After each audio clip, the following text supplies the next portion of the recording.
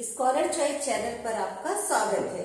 आज हम लोग पढ़ेंगे वैद्युत चालन। 12th का बहुत इंपॉर्टेंट टॉपिक है वैद्युत चालन, इलेक्ट्रिक कंडक्शन।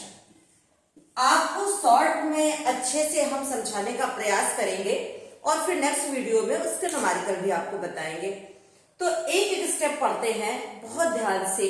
वैद्युत चालन, इलेक्ट्रिक कंडक्शन चैप्टर का देखिए। विद्युत चालन, कंडक्शन, विद्युत का प्रवाह। एक तरह से बात किसकी हो रही है? विद्युत का प्रवाह। तो विद्युत का प्रवाह शब्द से ही हमें समझ में आया कि इसमें कौन प्रवाहित हो रहा होगा? आवेश। कौन प्रवाहित हो रहा होगा? आवेश।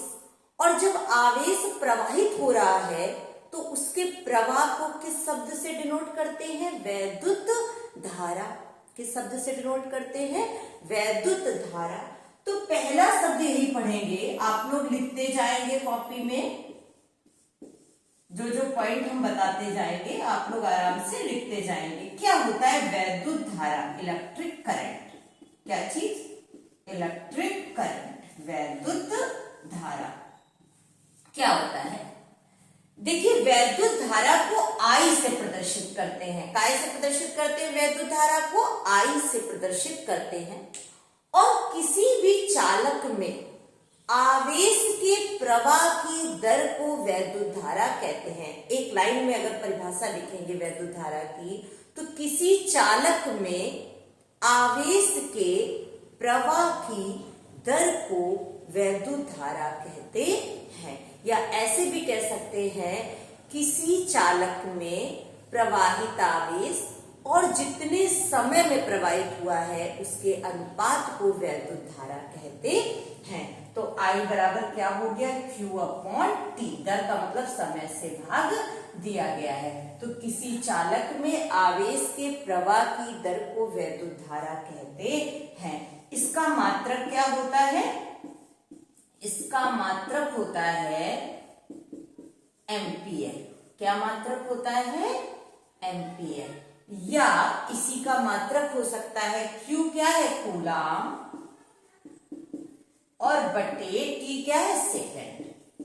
तो कूलाम प्रति सेकंड या एम्पियर, ये इसका मात्रक होता है। और इसका विमीय सूत्र कहाँ से लिखते हैं? A से लिखते हैं। ये हो गया वैद्युत धारा। अब वैद्युत धारा कैसी राशि है, ये पॉइंट भी सुन लीजिए। वैद्युत धारा एक अदिश राशि है। ये क्वेश्चन अधिकतर पूछ दिया जाता है क्योंकि इसमें कंफ्यूजन रहता है, सदिश लगता है हम लोगों को। ये अदिश राशि है। क्यों है अदिश राशि?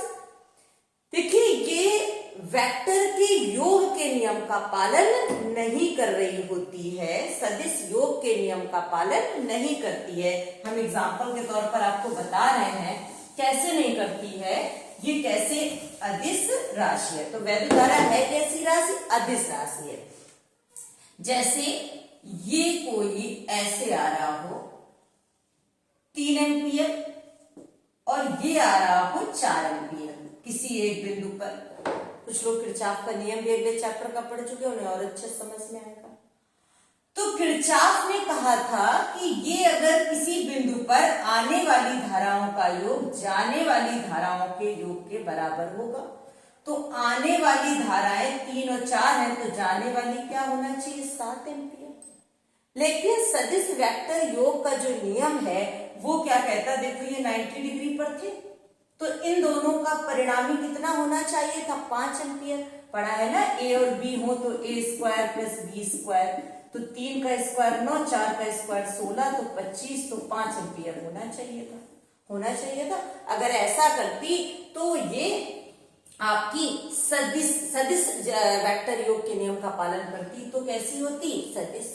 लेकिन इसने तो पालन नहीं किया। इसने 3 और 4 को क्या कर दिया? जोड़ दिया। कितना बता दिया? 7 एम्पियर। तो इसका मतलब है ये सदिश नियम का पालन नहीं करती है।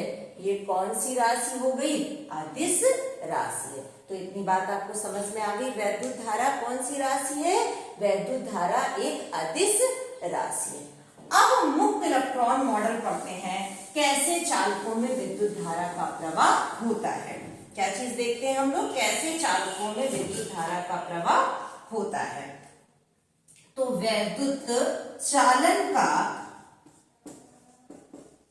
मुक्त इलेक्ट्रॉन मॉडल, और इसमें सारी चीजें हम पढ़ जाएंगे। चालन का मुक्त इलेक्ट्रॉन मॉडल, और एक एक बात हम इसमें बताते जाएंगे। क्या होता है ऊष्मीय वेग, इसमें कुछ पॉइंट आप पढ़ेंगे। ऊष्मीय वेग और अनुगमन वेग, इसी में आप एक शब्द पढ़ेंगे श्रांतिकाल, ठीक है।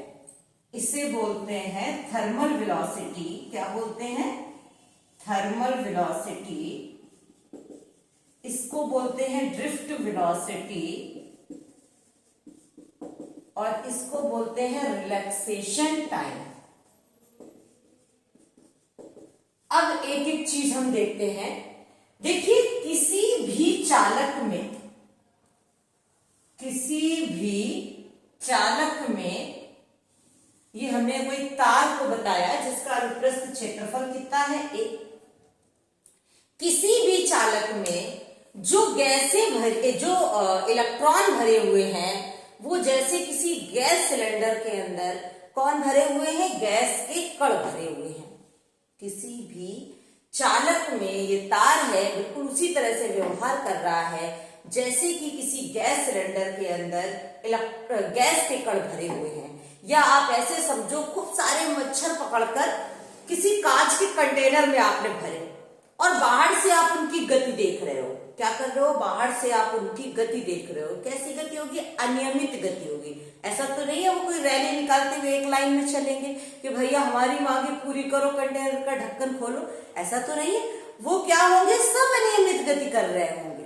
सारे क्या कर रहे होंगे, अनियमित गति कर रहे होंगे। तो इसी तरीके से चालक के अंदर भी यही होता है। अब जो इनकी ऊष्मा के कारण जो ये टकराते हैं, धन आयनों से टकराते हैं, इधर उधर भागते हैं, धन आयनों से टकरा के ये आए और इससे टकराए तो इनकी दिशा फिर बदल गई, ऐसे उल्टा सीधा भागते हैं। तो कोई यहां पर ऐसे पहुंचा, कोई ऐसे पहुंचा, कोई ऐसे पहुंचा, कोई ऐसे पहुंचा, ऐसे टकराते हुए भागते हैं। ये इनका वेग जो होता है ऊष्मीय वेग कहलाता है, और ये लगभग 10⁵ मीटर पर सेकंड की गति से हो रहा होता है। लगभग 10⁵ मीटर प्रति सेकंड के वेग से। लेकिन जब कोई अनियमित गति कर रहा है तो क्या कोई काम कर पाएगा, नहीं कर पाएगा। लेकिन जैसे ही इनको बैटरी से, क्या, बैटरी से विभवांतर मतलब वोल्टेज दिया जाता है, तो इनमें एक त्वरित गति मिलती है। कौन सी, त्वरित गति मिलती है, और ये बहुत सूक्ष्म होती है। लगभग 10⁻⁴ मीटर प्रति सेकंड। कितनी होती है, 10⁻⁴ मीटर प्रति सेकंड। तो बैटरी का विभवांतर, ये अनुगमन वेग की परिभाषा भी है, आप लोग लिख सकते हैं इसी जगह से। बैटरी का विभवांतर इलेक्ट्रॉनों को त्वरित गति प्रदान नहीं कर पाता, वह केवल, ये ऐसा नहीं कि यही वेग सब इसको भगा रहा है, त्वरित गति प्रदान नहीं कर पाता, या केवल एक सूक्ष्म नियत वेग ही दे पाता है।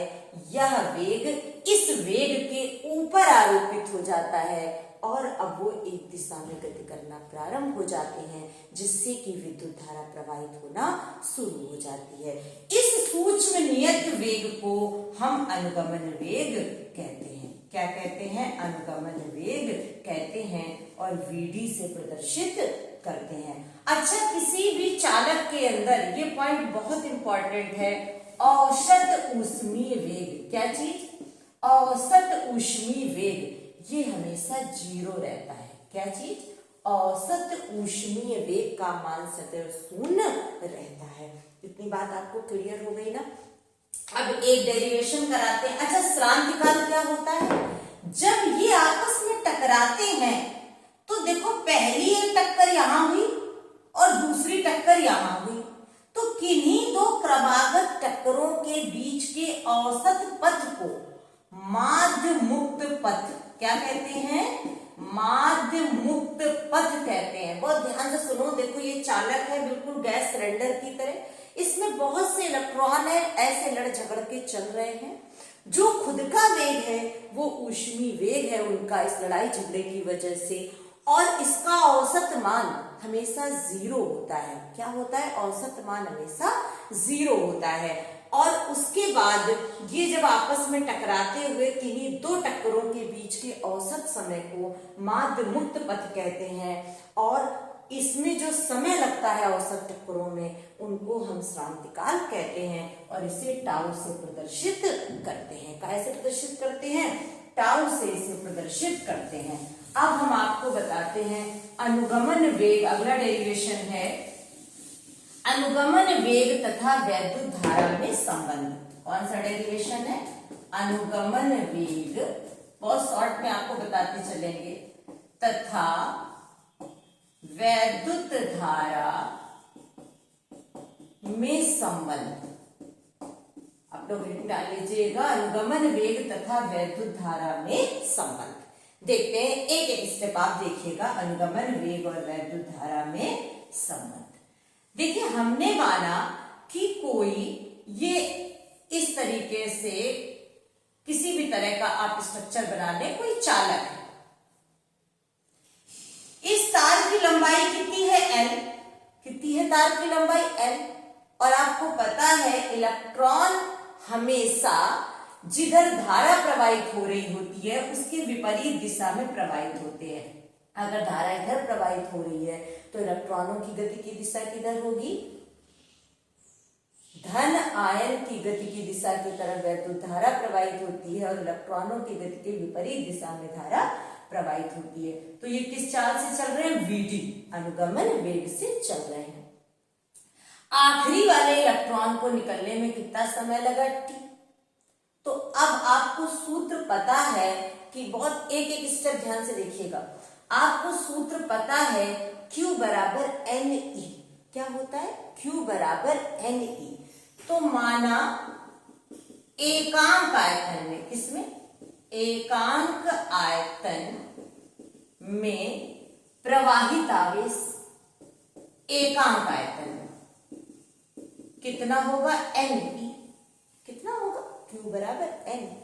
एकांक आयतन में कितने इलेक्ट्रॉन गए? N।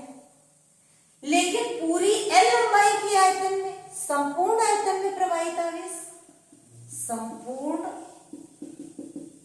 चालक में प्रवाहित आवेश, बहुत ध्यान से देखो एक एक। Q बराबर NE और इंटू आयतन, क्या हो गया? इंटू आयतन। तो आयतन क्या होता है? क्षेत्रफल इंटू लंबाई, जितनी दूरी तक है। ये तो आयतन होता है 2πRh। तो NE और A और लंबाई क्या है? दूरी। तो चाल इंटू समय, तो चाल है VD और समय हमने मान लिया कितना लगा? T। VD क्यों लिख रहे हैं? ड्रिफ्ट वेलोसिटी, अनुगमन वेग। ये क्या आ गया? कुल आवेश। किसमें? कुल आवेश। अपने मन से डेरिवेशन एक एक स्टेप करेंगे, आपको बहुत आसान लगेंगे। वैसे इस चैप्टर के डेरिवेशन बड़े कठिन से लगते हैं। अब I बराबर क्या है? Q upon T।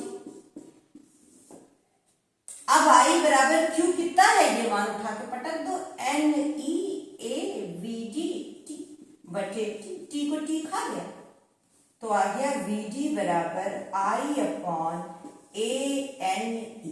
ये है आपका डेरिवेशन अनुगमन वेग तथा वैद्युत धारा में संबंध। किसमें?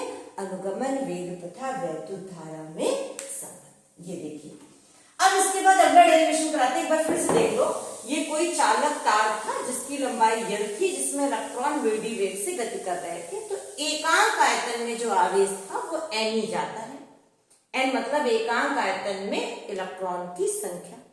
लेकिन पूरे आयतन में तो आयतन से गुणा कर दिया। आयतन बराबर क्या है? क्षेत्रफल। क्षेत्रफल कितना है इस अनुप्रस्थ क्षेत्र काट का? A। और लंबाई कितनी है? L। अब लंबाई क्या है, दूरी है, इतनी दूरी तय करनी पड़ी, यहां से इलेक्ट्रॉन और इस सिरे तक पूरा चलना पड़ा, तो दूरी बराबर 4 इंटू समय। अब I बराबर Q बटे T, Q का मान रख दिया, तो VD बराबर क्या आ गया, I बटे ANE। पेपर में आ जाए तो यही डेरिवेशन होगा। थोड़ा भाषा लिख लीजिएगा कि माना कि AB एक चालक तार है जिसकी लंबाई L है, जिसमें प्रवाहित इलेक्ट्रॉनों की संख्या N है, टोटल संख्या एकांक आयतन में प्रवाहित संख्या N है। ये सारी भाषा आप अच्छे से लिख लीजिएगा। अब सबसे अच्छा डेरिवेशन पढ़ने जा रहे हैं, सारे डेरिवेशन वैसे तो अच्छे होते हैं। ओम का नियम, क्या चीज, ओम का नियम। ओम का नियम क्या कहता है, ओम का नियम बहुत अच्छे से पढ़िएगा, वाइवा में भी पूछ देते हैं ओम का नियम क्या है, तो हम लोग झट से बोल देते हैं V बराबर IR, लेकिन वो थ्योरी में पूछते हैं ओम का नियम क्या है, तो आपने अगर मन से सुन लिया तो हमेशा को याद हो जाएगा। ओम का नियम क्या है, यदि किसी चालक की, ओम भाई साहब क्या बोले थे, यदि किसी चालक की भौतिक अवस्था में परिवर्तन ना किया जाए, फिर वही बात आ गई, भौतिक अवस्था क्या है, बड़ी आसान सी बात है। भौतिक का मतलब वो है जिसको आप देख सको, दिखाई दे रही है, जो जैसे लंबाई है, चौड़ाई है, क्षेत्रफल है, किसी का ताप है, ये चीजें क्या है आप देख पा रहे हो, तो ये क्या है, भौतिक अवस्था। और रासायनिक क्या होती है, जिनकी इंटरनल बात है, जिनको आप समझ नहीं पा रहे हो, जैसे किसी का जो स्वाद है, टेस्ट है किसी चीज का, वो क्या है, उसका रासायनिक केमिकल प्रॉपर्टी है। ऐसे जो चीज आपके इंटरनल जो है वो क्या है, रासायनिक, और ये क्या है, भौतिक, जो आप बता पाते हो, लंबाई, चौड़ाई, क्षेत्रफल, ताप। तो यदि किसी चालक की, ओम ने कहा था, भौतिक अवस्था में परिवर्तन ना किया जाए तो उसमें लगाए गए विभवांतर और बहने वाली धारा का अनुपात सदैव नियत रहता है। क्या कहा था ओम ने, ओम के नियमानुसार यदि किसी चालक की भौतिक अवस्था में कोई परिवर्तन ना किया जाए तो उसमें लगाए गए विभवांतर और बहने वाली धारा का अनुपात सदैव नियत रहता है। या ऐसे उन्होंने कहा था कि अगर ओम के नियमानुसार यदि किसी चालक की भौतिक अवस्था में परिवर्तन ना किया जाए तो उसमें प्रवाहित धारा उसमें लगाए गए विभवांतर के समानुपाती होती है, चाहे आप ऐसे बोले या ऐसे बोले। बात समझ में आ गई। और ये नियतांक क्या है, इसे चालक का वैद्युत प्रतिरोध कहते हैं। क्या कहते हैं, चालक का वैद्युत प्रतिरोध कहते हैं, और इसे R से प्रदर्शित करते हैं। इसका मात्रक क्या होता है, ओम। क्या होता है मात्रक, ओम, और इस चिन्ह से इसको प्रदर्शित किया जाता है। अच्छा, इसका विमी सूत्र कैसे निकालेंगे, विमी सूत्र निकालना तो हम आपको बताए थे। देखिए V का विमी सूत्र कैसे, देखो पहले वोल्टेज का निकालने, यहाँ पर V बराबर क्या है, W बटे Q, और W क्या है, कार्य का विमी सूत्र तो याद ही है, हमने आपसे कहा था 8 याद कर लो। Q बराबर क्या है, IT, तो एम्पियर टाइम, तो mL2T - 3A-1, ये आ गया वोल्टेज का विमी सूत्र। तो वोल्टेज का हम यहाँ पे लिख दें mL2T - 3A-1, और बटे I है एम्पियर, तो इसका लिख दो A, तो बराबर क्या आ जाएगा, mL2T - 3, ये A भी ऊपर गया तो A-2, ये आ गया प्रतिरोध का विमी सूत्र। समझ में आ गया ओम का नियम क्या है, V बराबर IR। अच्छा, ये जो है ओम का नियम, ये धातुओं और मिश्र धातुओं के लिए ही वैलिड है। किसके लिए, धातुओं और कुछ मिश्र धातुओं के लिए भी वैलिड है। अब ये आ गया प्रतिरोध। अब प्रतिरोध के साथ साथ एक परिभाषा और बहुत इंपॉर्टेंट है आपके लिए, चालकता क्या होती है, क्या चीज। अब जब प्रतिरोध क्या कर रहा है, धारा के प्रतिरोध की अगर वैसे परिभाषा लिखनी हो तो वैद्युत धारा के मार्ग में रुकावटें, प्रतिरोध जैसे अवरोध होता है, कोई चल रहा हो तो अवरोध है, प्रतिरोध भी वैसे करता है, धारा बिछाई जा रही है, उसके रास्ते में अवरोध उत्पन्न कर रहा है, तो वो क्या है, प्रतिरोध। अब प्रतिरोध के व्युत्क्रम को चालकता कहते हैं। क्या कहते हैं, चालकता। चालकता क्या होती है? प्रतिरोध के व्युत्क्रम को, बटे को चालकता कहते हैं। और इसको ज्यादातर किताबों में जी से लिखते हैं और इसका सूत्र होगा G = 1/r। क्या हो गया? G = 1/r। बात समझ में आ गई ना? अब R है तो 1/ओम, तो इसका क्या हो गया? मोह या ओम इनवर्स। में सूत्र तो पता ही चल गया, बटे में कर देना। ये हो गई चालकता। प्रतिरोध के व्युत्क्रम को चालकता कहते हैं। इतनी बात समझ में आ गई? प्रतिरोध अवरोध उत्पन्न करता है, चालकता प्रवाहित करने के लिए और सहयोग देती है। अब एक सबसे बेस्ट डेफिनेशन है आपकी, जिसके न्यूमेरिकल भी बहुत है, विशिष्ट प्रतिरोध। क्या? विशिष्ट प्रतिरोध। इसको कहीं लिख भी लीजिएगा कॉपी में, स्पेसिफिक रेजिस्टेंस। स्पेसिफिक रेजिस्टेंस या इसी को बोलते हैं रेजिस्टिविटी। रेजिस्टिविटी भी इसी को बोलते हैं, स्पेसिफिक रेजिस्टेंस और रेजिस्टिविटी इसी को बोलते हैं। अब विशिष्ट प्रतिरोध के लिए एक परिभाषा आपको और पता होनी चाहिए, जो कि धोखे से छूट गई इतनी बातें बताने में, तो यहां बताए दे रहे हैं धारा घनत्व। इसके भी आपके 2-3 न्यूमेरिकल है। धारा घनत्व एक लाइन में बताए दे रहे हैं। इसे J से लिखते हैं और I/A होती है। J = I/A।